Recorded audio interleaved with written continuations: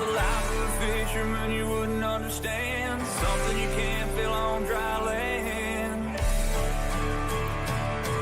Gotta get your arms way up in a cage and set the hook on smallmouth bass, and then you'll understand. Gotta get your hands on a Shimano reel and a G-Lumen trying to bet you like what you feel. Step on a deck, give it the world. Hello, welcome to my world. What's going on, all you Facebook Live and YouTube Live fishing freaks? Man, do we have a show for you tonight. You guys don't know who we're about to bring on. You're fixing to find out. Mr. Jenson himself, a.k.a. Flukemaster. Dude has been teaching people how to fish before teaching people how to fish on YouTube was cool. Dude's been in it since day one practically. Almost 500,000 subscribers on YouTube. If you don't already subscribe, you definitely should go out there and check it out. He teaches me a lot. He is a huge kayak fisherman, so if you're just in the realm of fishing, and just like JR and I were having a conversation earlier with Gene, it seems like everybody tries to get their feet wet with kayak fishing first before they buy a boat, or maybe they don't ever. Well, I guess I can't say that. If you buy a kayak, you bought a boat. But what I'm saying is, unless you buy a fiberglass or a metal boat after that, it's totally up to you. But Gene is one that is proven time and time again that you don't need a giant boat to catch fish. He just won a huge tournament, which we're going to talk about. But without further ado, let's bring to the stage Mr. Gene Jenson. So Gene, thank you for joining us. If you don't care to give a spiel here about who you are and what you're about, we'll get right into it. Well, like you said, I'm known as Flukemaster. I'm the founder of the Flukemaster YouTube channel. They also call me the OG YouTuber. I've been doing it longer than anybody else. I'm the guy that never quit. Found my calling in life of teaching people how to fish, and just decided that's what I was going to do. You can find me across all kinds of social media under Flukemaster. I just recently started doing lives from my kayak on TikTok. I actually got one of those little Starlink minis and mounted it on the front of my kayak so I have Wi-Fi 100% of the time, no matter where I'm at. And so I try to stream the second day of my 2-day tournaments, and stream when I'm on the water, mainly Guntersville, anywhere along the Tennessee River where I live up northwest Georgia, so I'm pretty close to Chickamauga and Guntersville and Nickajack. So, yep, that's me. Dude, that's pretty incredible. So are you just running that off of a separate battery, or maybe the battery for your live scope? How are you running that? It sips juice. I can actually run it off my electronics battery, but I draw so much from using my electronics that I've actually started putting on its own battery just so it can have its own, its own amperage. And so it'll run all day on like a 25 amp hour battery. So it's not bad. Wow. That's awesome, dude. So, that's why I think that it's so crazy talking to you like that, is because you're such an innovator in the way of fishing, but you're also such an innovator in the way of, creating content and being a content creator. And I think that, you probably have, I think you were talking to me before, maybe you had, your son or something helping you edit videos or something at some point. But a lot of the stuff that you do is you're the talent. You're the camera person, you're the the backstage crew setting up shots, and you're figuring out all this stuff. And can you just speak a little bit about how I don't know how to sum it up being the one-man crew, but to create a YouTube channel that you have with 500,000 subscribers, basically being a one-man show, that's extremely hard. How have you kept up with that year after year? I understand that this is your job now, but it just get so overwhelming sometimes. It does when YouTube starts changing things rapidly. And I got to the point where I just don't try to stay on top of it anymore. I just figure it out as I go along. Biggest thing is don't be scared to change yourself. Don't be scared to change your equipment.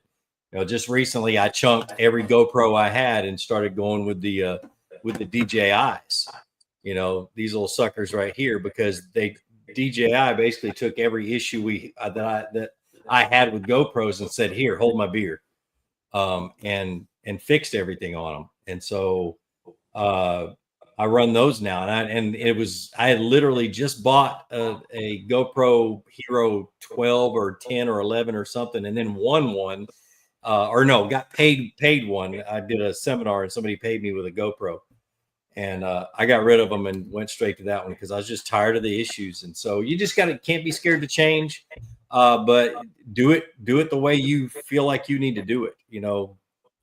For me, I still do instructionals. And I've started doing more in tournament stuff because I dabble in tournaments. I literally, this one right here that I won, the Masters kayak series one, that's the only one I fished this year. I didn't fish the whole series, just that one tournament, and then the one I finished second this weekend, that one right there is it was the state championship.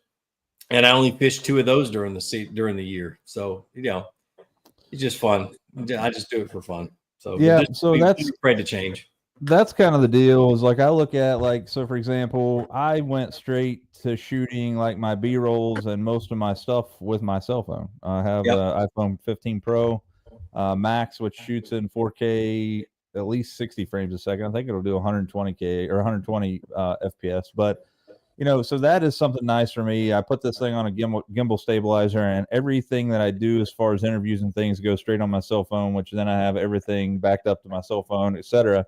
But one of the things that, maybe we can speak a little bit about that, but one of the biggest things that I have trouble with, and I'm still using GoPro, but I am at that point, I've been to that point where I've wanted to do the switch to DJI because I've heard so much great about them, but man, like I've never had so much trouble in the last 5 years about any given technology than I ever have GoPro. And it's really weird that it's that way because a new GoPro is close to $500, which is crazy. But like I had cards being, corrupted all the time. I would have battery issues. I would have stuff that, like when my GoPro was saying it was recording, I would go back and find the footage and it would be nothing there. And like, I'm talking like some of the biggest bass I've ever caught in my life are just vanished in thin air. Yeah. I've lost them to a mist. You get a little bit of water in them and they're done. These are just like your cell phone. If you get them into that little port right there, which is usually where you get it in with a GoPro, it just tells you don't use that port, just like your cell phone. Dry it out, don't use that port. But the port's waterproof. It doesn't get anything inside your battery. Sweet. Or inside your definitely camera. Have to look into that. I lost 2 Hero 9s this year, and I'm just like, I was so just to water, minimal amount of water. And then I go in and I have a dryer kit in my truck that I have that's a chemical dryer, and it dries them out really fast and still would not work right after that. Yeah, so that's one of the things I've dealt with too, is for that. And this is not a ploy to knock out GoPro at any given right, but it seems like I used to have some GoPro Hero 4 Blacks, which has been years ago, and they were like bulletproof, man. The best ones I ever had. They worked. They were great. They always recorded. That was that was before video. That was before audio recording or the audio commands. Does DJI have those audio commands? Yep, they're different, but you have audio commands. I found that you have to talk to them in a monotone voice, or they don't quite understand you if you fluctuate your voice. So it's a whole does either. It's a whole different language, but it's really simple. And so I'll run my back one with voice, and then the one on my chest I don't. I just I'll hit the button. Right. So that's kind of with me. Our boats are fairly the same. I got a little bit farther to walk back to get to mine, and you obviously don't have the ability to walk back to get yours. But like if I catch a fish and I'm not running a chest cam or something, I can just tell the camera back there to start and stop recording, which is huge for me because of the looping thing now that all cameras have. So used to be back in the day when GoPro very first come out, you would have to watch 10 hours of video to find 5 fish catches, and it was just an absurd amount of work and things.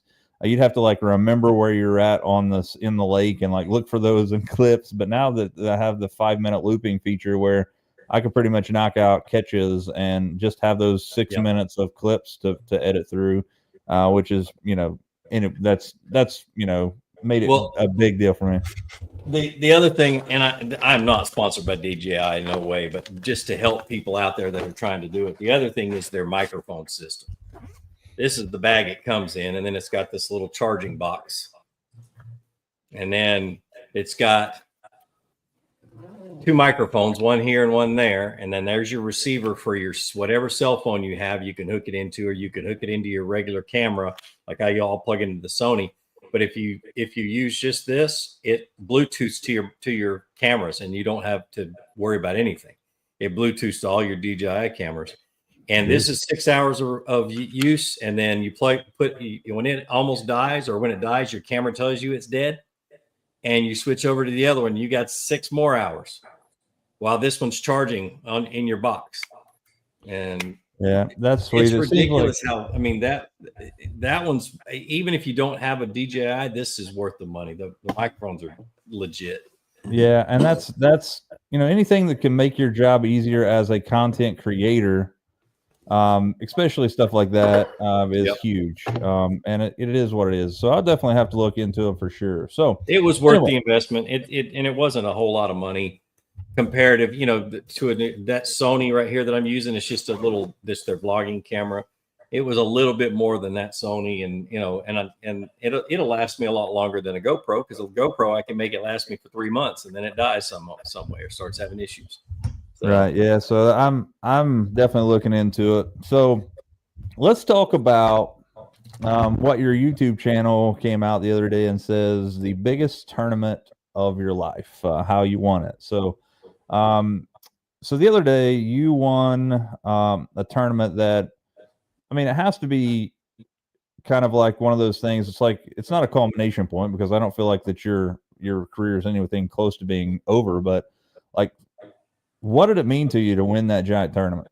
Well, I mean, it's the kayak equivalent of the Bass Open series. So but you don't have to fish every one of them. And so I went into it. So I'd already qualified for the Georgia State Championship, which was on Lake Hartwell this last weekend. And the top 10% that win those get to go to the Kayak Bassmasters Classic, basically the championship, the Trail Series Championship. And it's on Lake Fork this next year in March, right in the middle of the spawn.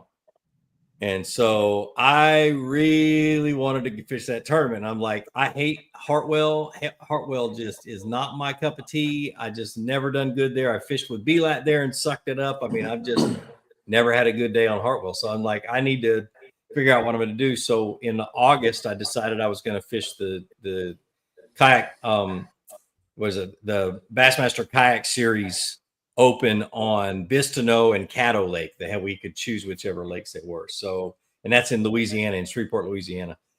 And I love those 2 lakes. I love Caddo, and Bistineau has handed it to me a couple of times, but I enjoyed fishing it. It was good pre-fishing, and in the tournament it sucked, but it was still a good lake full of big fish. And so I spent a whole lot of time focused on that, and really thought that I could finish in the top 5, which is what you had to do with that one.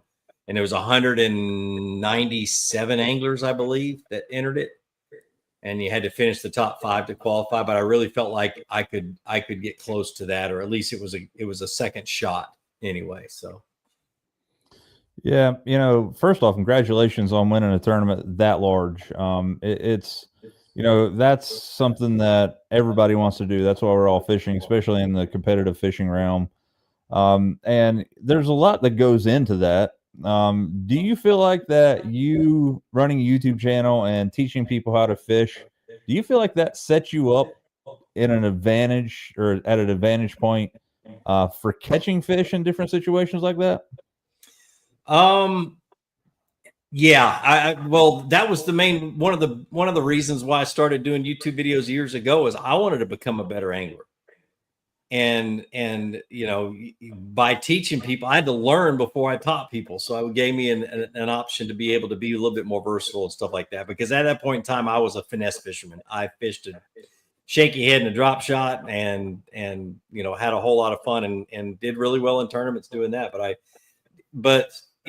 And I also feel like being able to fish different bodies of water and figure fish out quickly has been a product of being able to fish a lot, and not being afraid to go to new lakes that I've never been to before, maybe even if it's for one day, and just go mess around and try to figure them out.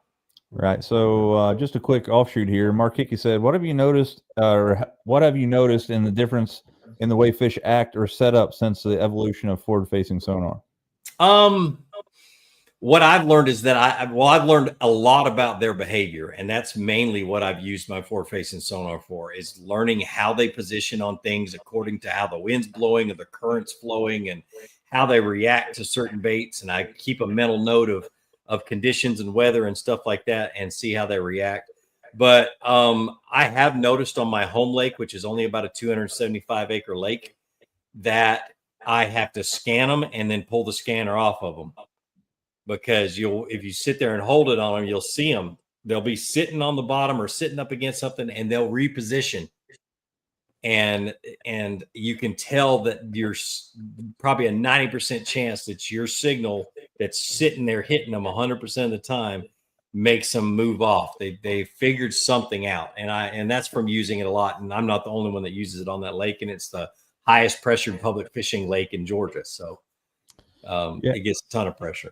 Yeah, so I've never really thought of it that way. I'm just now first getting into the forward-facing sonar game. I have a Garmin with the LVS 34 system, which I think, I'm a Humminbird person. I have 2 Solix 15s on my boat, but I just don't feel like I've had this conversation 100 times on a channel, but I don't think Humminbird has, I think they're third in the market, probably a really low third. I 100% agree.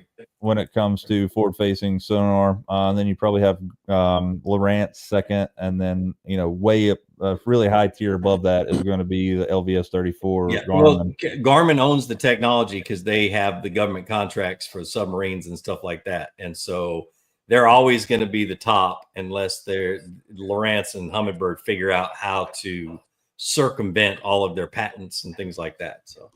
Yeah, so that makes sense. So that's why I went with Garmin for my forward-facing sonar. But one of the things that I can tell you that forward-facing sonar has done for me as an angler for helping me understand fish and their behavior is that I am much like you. I'm not really I consider myself, both power and finesse, but I enjoy beating a bank up with a trolling motor on like 7 and going down that thing with a spinnerbait or a crankbait or something, covering a lot of water.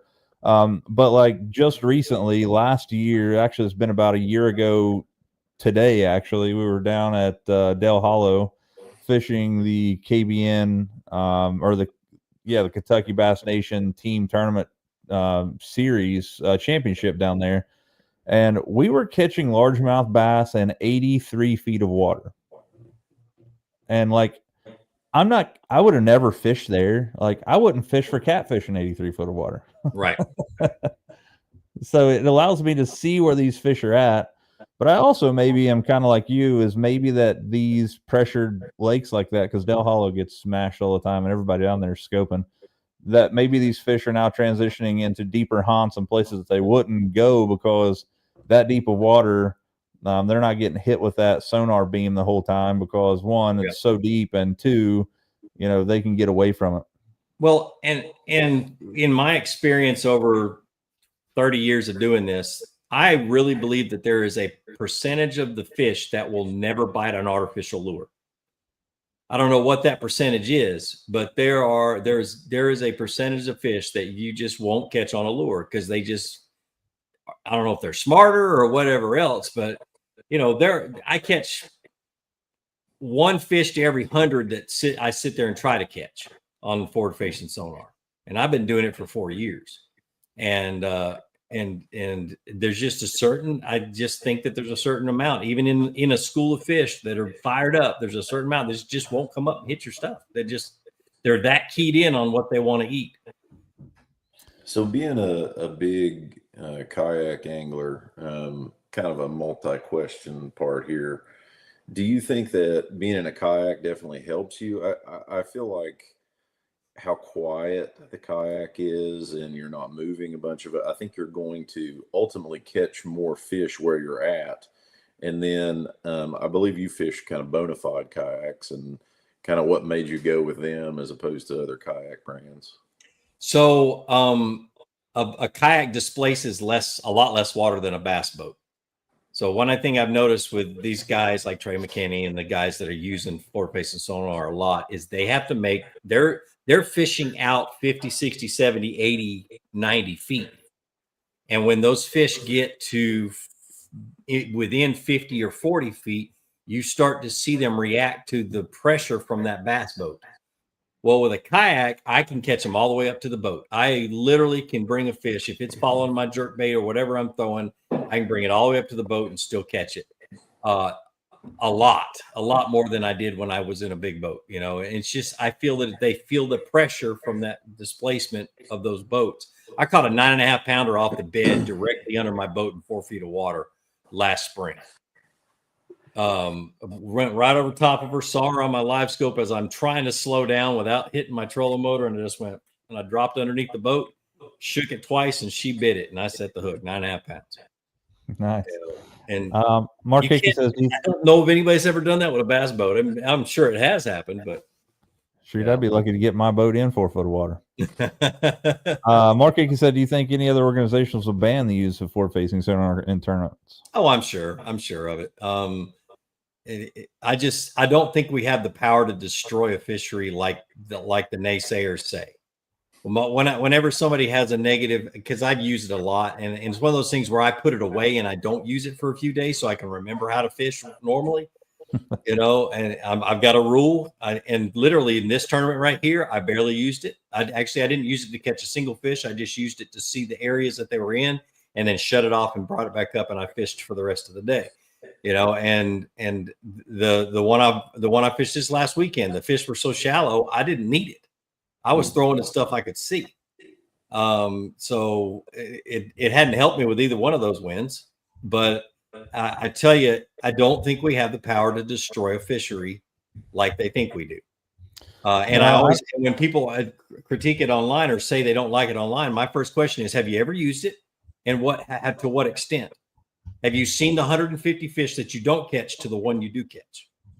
Correct. Yeah, I get that. The one thing that I do see, and I don't think you could ever wreck the population of them because there's just so many of them. Bass fishing, I don't think there's ever going to be that. I'm definitely on your team when it comes to that. Yeah, crappie, on the other hand. Yeah, that's what I'm saying. I think crappie. I look for it to be banned for crappie fishing eventually, because you could set on a school of crappie and catch every one of them. Yep. You could pull up on a tree, find 1,000 of them, and if you sit there long enough, you can catch all 1,000 of those fish. I will come home with a cooler full by the end of the weekend, or the end of this week. I promise you, because it's that time of year for me. I don't think that there's anything wrong with it. I do the same thing. If bass fishing gets slow, I like to eat fish. My favorite fish on the planet is walleye. Yeah. Second to that is perch, and third would be crappie. So I like to eat fish, and so, you know, and that's one thing that I do see that happening there is I would imagine that they do something with the forward-facing sonar for pan fishermen. And I don't know how they regulate that. I'm glad that I'm not the regulator that has to write that stuff, because one, it's just a nightmare to have to deal with that stuff. You know, I think, you know, if you went with banning certain things, you pretty much have to, you know, wholesale melt, you know, just say that you can't use it ever. And that's going to be tough to do. And then to get to your second part of your question is why Bonafide. They've got the best designer in the industry, bar none. Hans Newts is the best designer, and he has designed the best kayaks that have come out over the last 3 or 4 years. So the PWR I had a lot of input into when he was designing that. We started working on it 2 years ago. Or he did, and I had gone to him shortly before or after that sometime and said, look, we got to build a boat that's made for motors, because that's where the world's going to. I know there's a lot of people that say they'll never fish motors, but it's where it's going to. And so we built a kayak that was designed to mount motors on it and be able to hold that kind of weight and still be really efficient.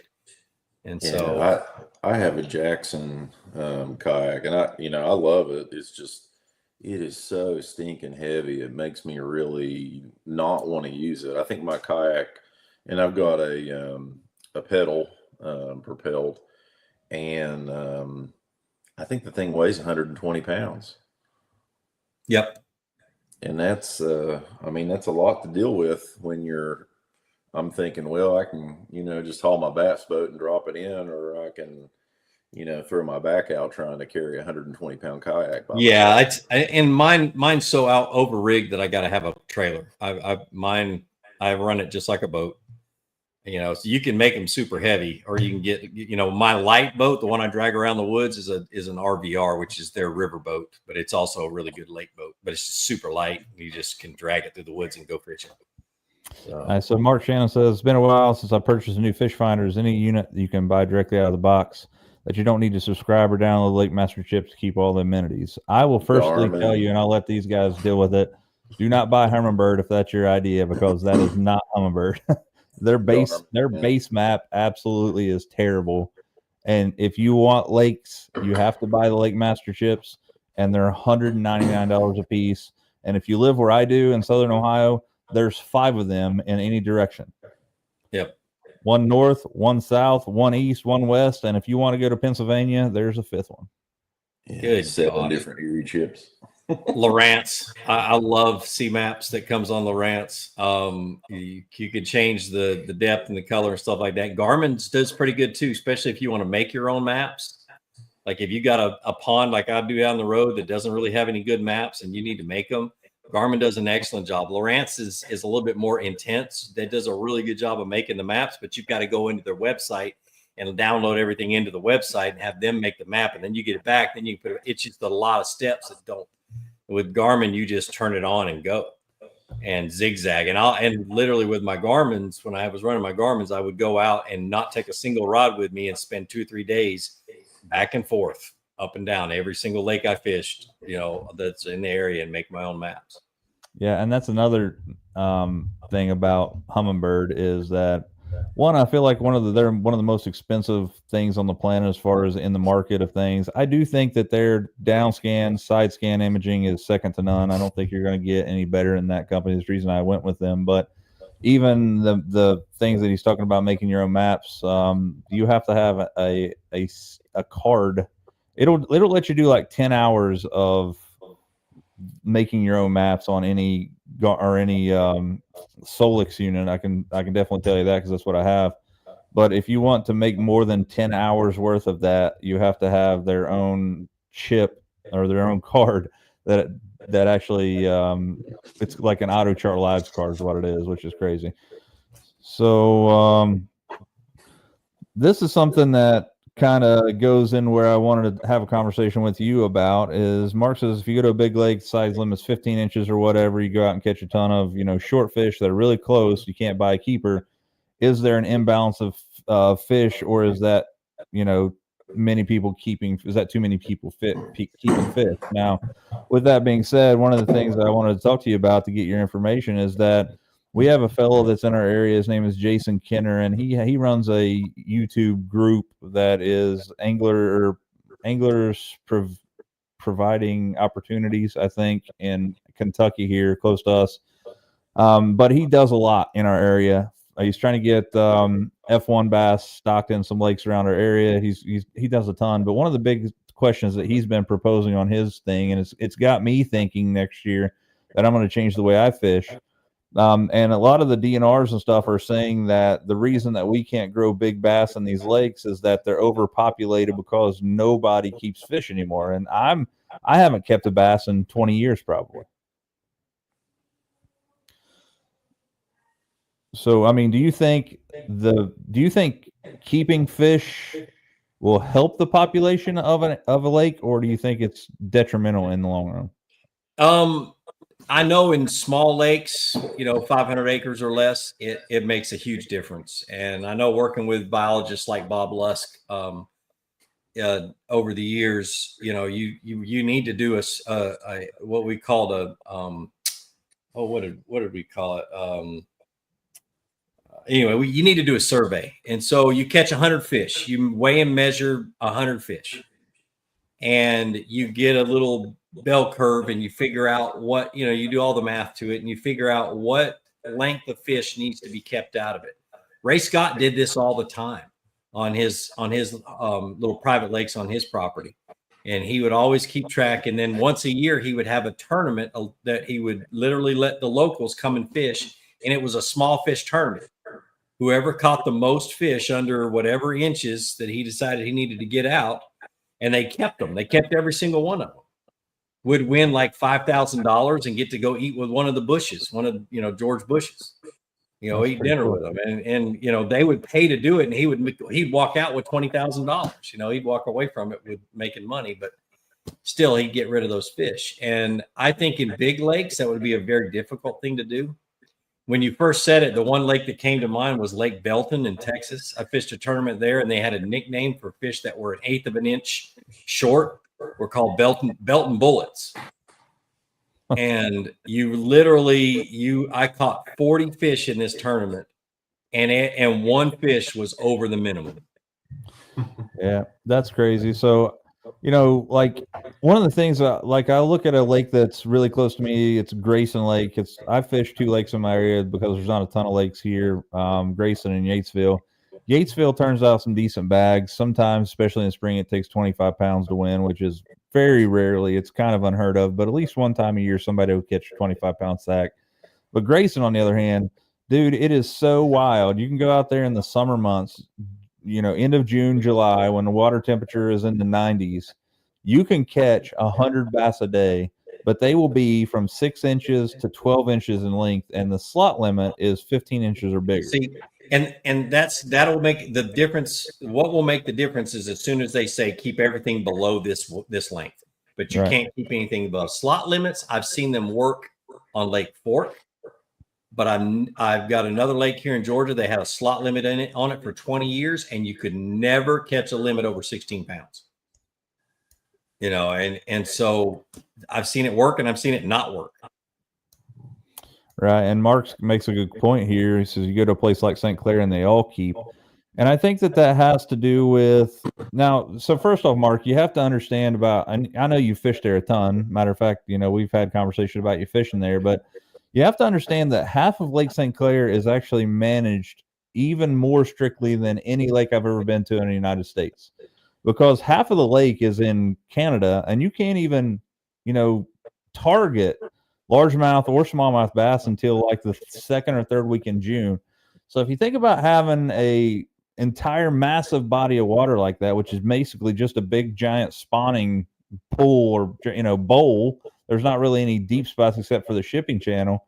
But if you have an entire half of the lake that allows fish to spawn without 1,000 boats being over top of it, and Mark, you've been there, so have I, in St. Clair. If you go to a place in probably mid-May when they're spawning really heavily, you can go to a spot and see 300 boats on a spawning flat, just absolutely jacking the jaws of every female smallmouth that's on there. Now, that only happens half the lake. I don't think you can go catch every largemouth that's on a bed. They feed way different. But smallmouth, when they're on a bed, they are absolutely territorial, and they are stupid. I think you could drop a car key down there, and they would eat it. I'll come back. My phone, my camera just overheated, so I had to turn it back on. That means it's going to start doing that. Yeah, but and it's just like having a hunting property right next to a state park. Right. Think of it that way. You're going to get the bucks and the deer that flow over from that state park. It's going to be that's the way St. Clair is. You're going to get those fish. Yep, you're right. So,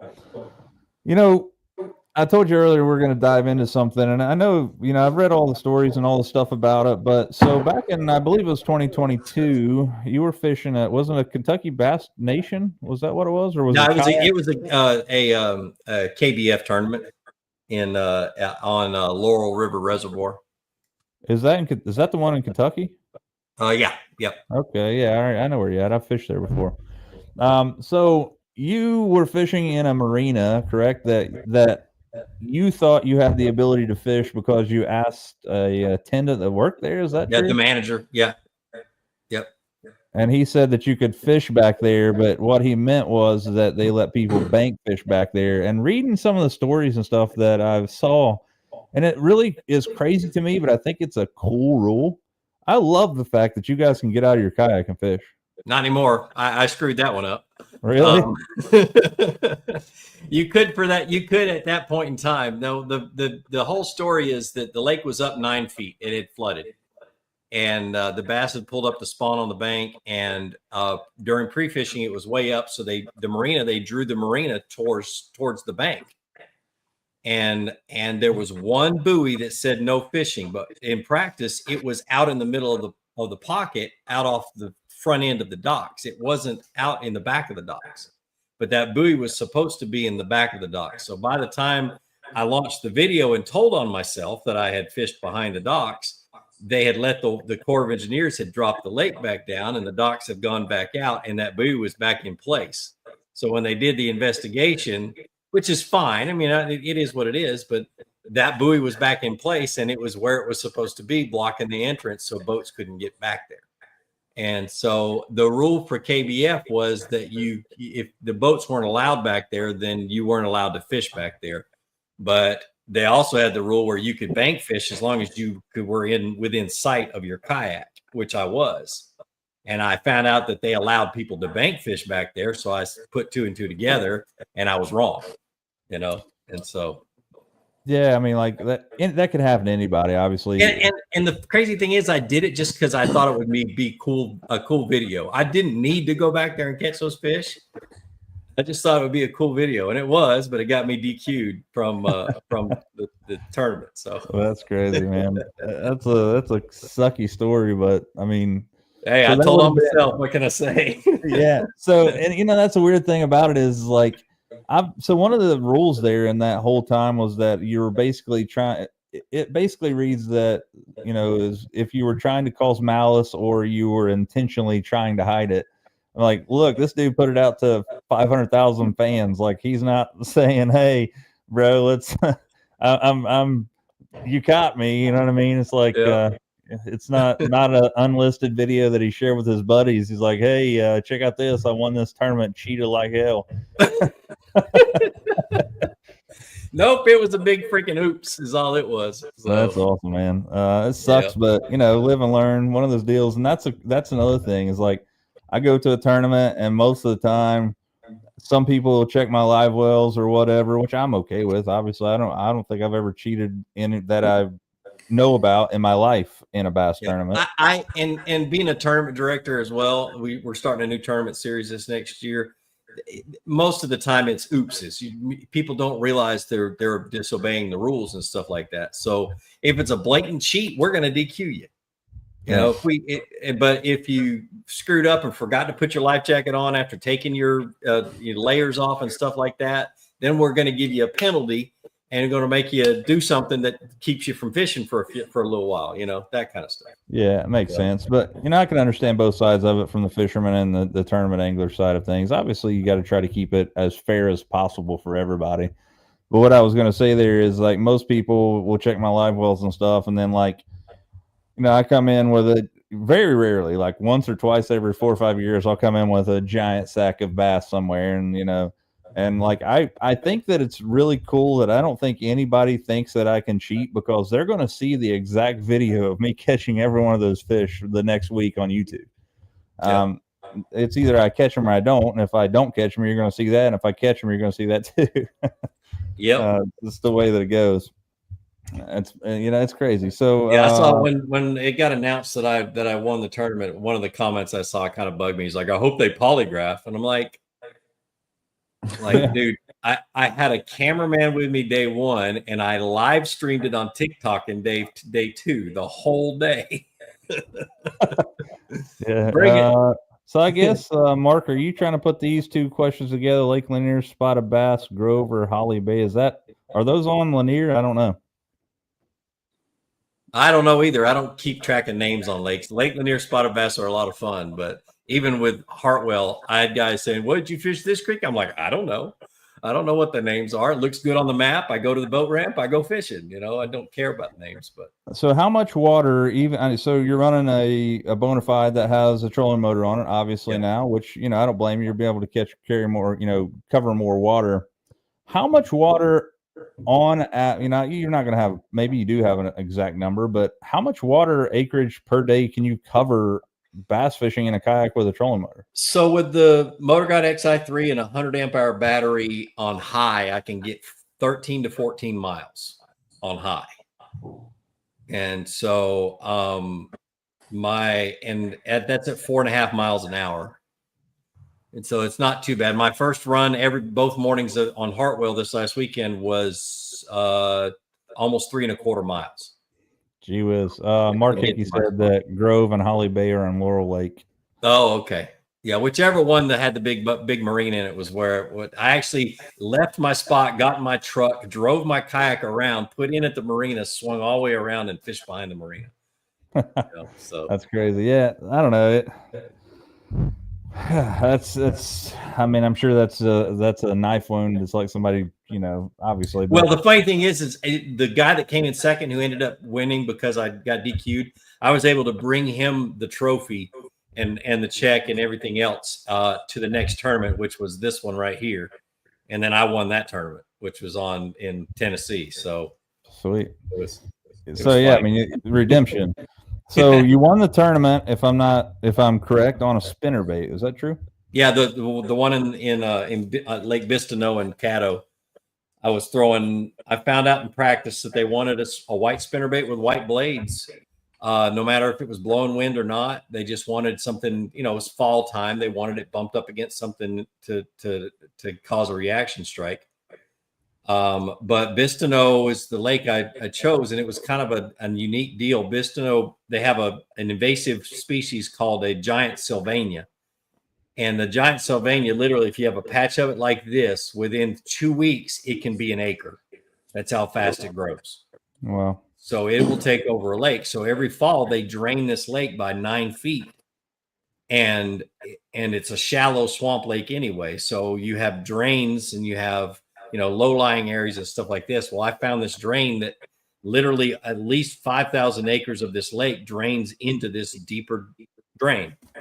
And all the fish from that 5,000 acres were there. Wow.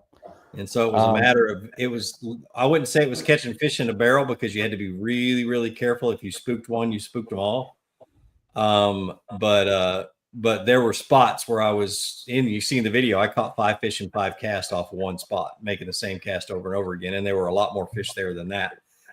But that spinnerbait, it was the Nichols Pulsator. I bought it at Bass Pro Shops on my way there.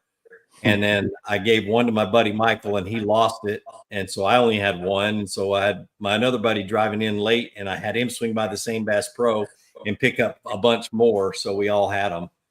And so, yeah. That's cool. So Aaron Strickland here, I'll let Gene talk about it more, but I know that the tournaments he's fishing, they don't do weights in, they do lengths of fish. So you can go ahead and, elaborate on that, Gene. Yeah, we have a certified measuring board. It's called a catch board. That's perfect. Every one of them is exactly the same. You get the hog troughs, and you get the golden rules, and you take 5 golden rules and not a single one of them will be the same. That's why you always bring, when you have one that's really close on a short fish on a boat tournament, you always bring your golden rule up to the tournament, to the weigh-in, just in case that sucker ends up short on the tournament director's measuring board, that kind of stuff. But a catch board is perfect. And we have an app we have one that's called Fishing Chaos, and the other one that's called Tourney X that tournament directors use. And you measure your fish, you put it on the measuring board a specific way, you take a picture of it, you submit it to the app, and then they have judges that judge your fish, and according to length. And so it's the best 5 fish according to length. So a huge sack is 100 inches. So this is like kayak fishing is a place where you could win, a tournament by catching. For example, one of the biggest smallmouth I've ever caught in my life at Lake St. Clair, when I say only, it was only right at 5 pounds, but the thing was like 24 inches long. So if you had a 2-pound fish that was 22 inches long with a real skinny largemouth, that benefits you more in a kayak tournament than it would a bass tournament, correct? Yeah, you're looking for age class fish instead of weight. So post spawn, pre spawn doesn't make a hill of beans to us. They're still going to be the same length. Yeah, so I think that's a pretty cool idea. What do you think? I've heard some talks and stuff about how they're going to change weigh in and stuff for bass. What's your thoughts? Because you guys are almost in this. Well, you're actually exactly in the same boat as MLF, where you guys are catch photo release, because you Yep. take a photo when you're, putting that fish on the board, you release it, and it's gone, within a minute, I would say, probably quicker than that. Those of you guys that have fished a lot. Do you think the post morbidity thing is a giant factor in declining the population of bass after huge bass tournaments? Yes, I've always thought that because I've seen the results. And I've actually seen studies that biologists have done where they've taken the entire catch from a FLW tournament and an entire catch from other tournaments, taken them to a pond that was sterile, basically had no other fish in it. And then once a week would go and figure out how many fish had died in it. And so I've seen the morbidity, anyway, I'm not going to try to say that word. Anyway, the death rates and stuff like that, the numbers on it, and it's not good. And so I think catch photo release in most situations is a lot better thing. I mean, especially remember, what we used to do? I'd go and catch a good sack down on Clark's Hill, come weigh it in, and then put it back in my live well and take it back to where I caught it. Why am I taking fish away from my best spots on the lake and not bringing them back? It's not cheating. Right. Yeah, no, I get that. So I can tell you for a fact, just for one, hold on a second, Mark, we'll bring this comment up here in just a second, but Tyler asks, am I going to fish the Toyota stuff again next year? Probably not, just for the simple fact is, as a co-angler for the Toyota series, the amount of money that you have to put out versus the amount of money that you can win is an absurd disadvantage.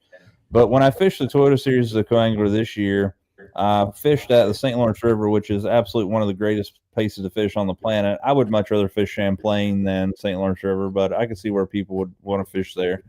I could tell you from just the 2 days that I fished there during a July tournament, it was the end of July. It wasn't super hot because we're talking about, up north in the upstate New York up there.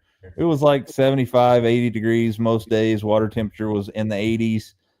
Catching fish decently deep, and people were not fizzing their fish. There wasn't a ton of fish care going on.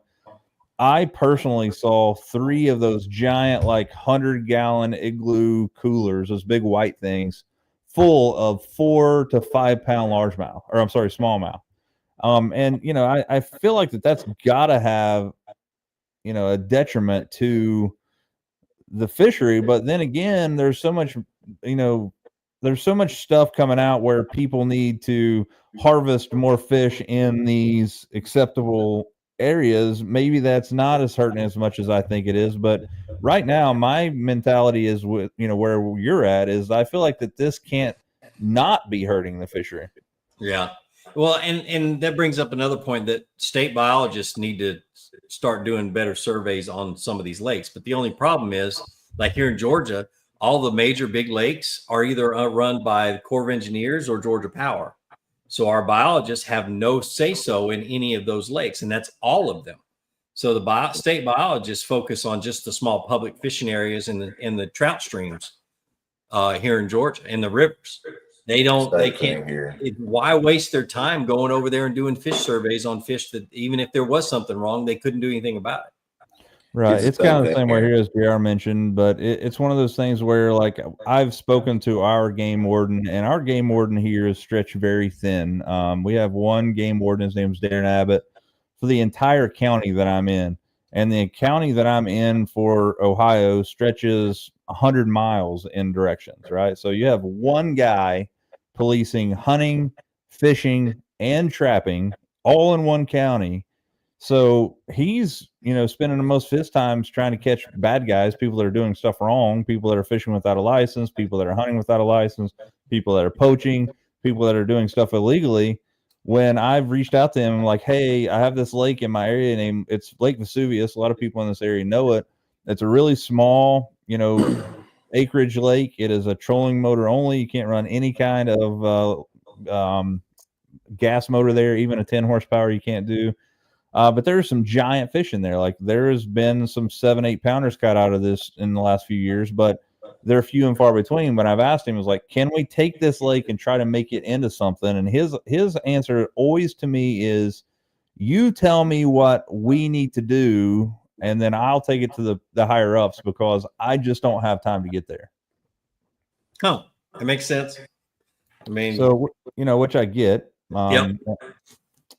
And I think that's why, again, I mentioned Jason Kenner earlier. I think that's why he's making such a difference, is because he is doing that. He has this group of people that are like-minded, that are trying to make better fisheries for everybody, and we may never see that in our lifetime because it takes many years to make an extreme hammerhole for a fishery. Like if you think about Lake Fork, it doesn't just become Lake Fork overnight.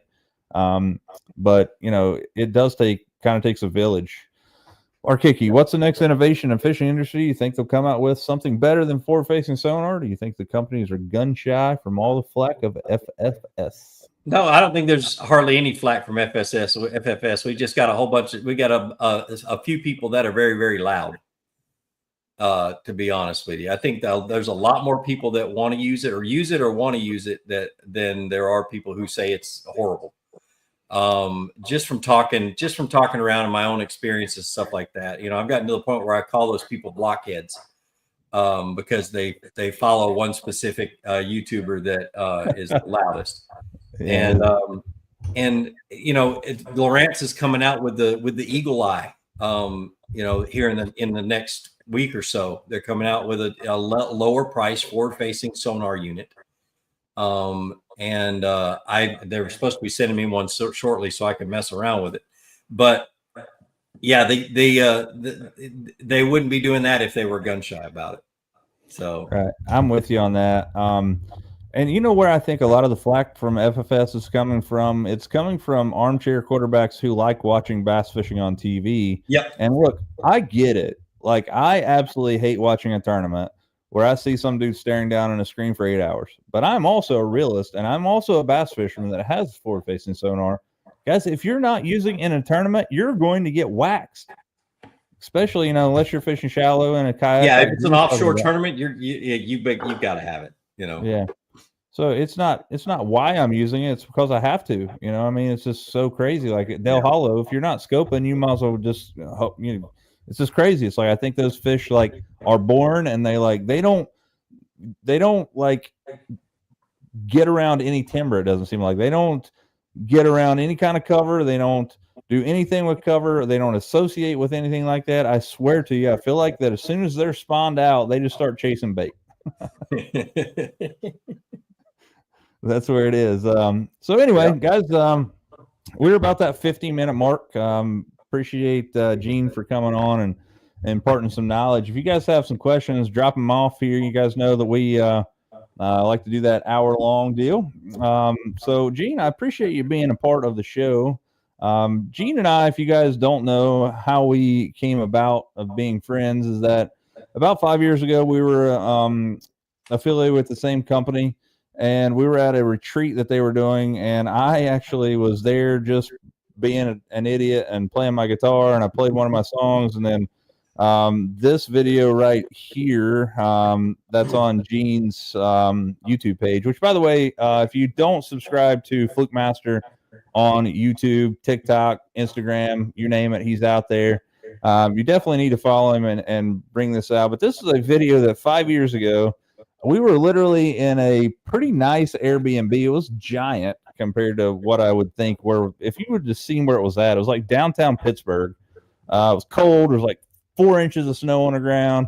We were all in there having a good time. I was just bored, and I think had just got off of one of Gene's lives on his, he goes live on Fridays, but we were all there. It was about 10 of us there. And like I said, I was a very small fish in a big pond. And we had Gene there and Tyler Anderson, who was Tyler's Real Fishing, and Alex Rudd. And there was just there was a couple million subscribers just in this one room alone. And I was, playing my guitar, and next thing I know, this thing is out there. 5 years ago, which again, it seems really crazy that it's been 5 years ago, Gene, but I appreciate your friendship, and hopefully we can continue this many more. And I'd love to come down and do some fishing with you down at Chick or somewhere. You come to my home lake here in May, June, July, and we'll go offshore and whack some pretty big ones. even though it's a high pressured lake, most people have not figured out how to fish it offshore. So big swim baits and jigs. Well, that's a great thing because I'm a high school teacher, as you know, and I'm off June, July, and August. Yeah, exactly. And I own that lake in the summertime. Wintertime, there's another guy that kayak fishes that owns it. I can't catch squat in the wintertime, but yeah, it's summertime. Actually, big worms, jigs, and I caught most of my 22-inch plus fish this year off of a trick shad, so a 6 or 7-inch trick shad. That's crazy. I got some baits coming out in the works. I got a spinner bait, buzz bait, and a glide bait. Now, when I get them done, they're all handmade, by the way, including glide bait. I 3D modeled it using techniques I show my kids. Use a CNC router to make it. I'm working on getting those things to glide and work. When I get some of those done, I'll send them down your way. Yeah. What size blade do you have on your buzz bait? Size 2. So big blade. Well, I mean, it's medium-sized blade. Yeah, it's a medium-sized blade, but it's a 1/4 ounce. It's actually a 3/16. It's got a little something up my sleeve that I don't tell too many people, but I'll send you a couple of them. You can try them out. There was a fella here in our local area. His name was Greg Drown, and he owned a tackle shop called the Tackle Box, which was like the grandiose place to go around here.